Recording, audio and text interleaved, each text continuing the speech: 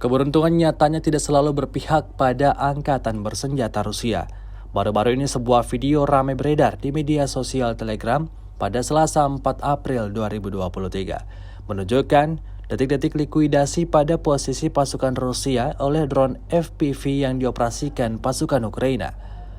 Tentara Zelensky yang sudah melakukan pemantauan terlebih dahulu langsung meluncurkan serangan UAV pada posisi target, tepatnya parit angkatan bersenjata Rusia.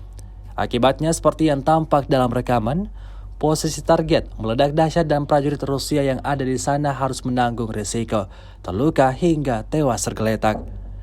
Di sisi lain, terekam prajurit Rusia lainnya berusaha untuk menghindar dari serangan susulan yang dikhawatirkan.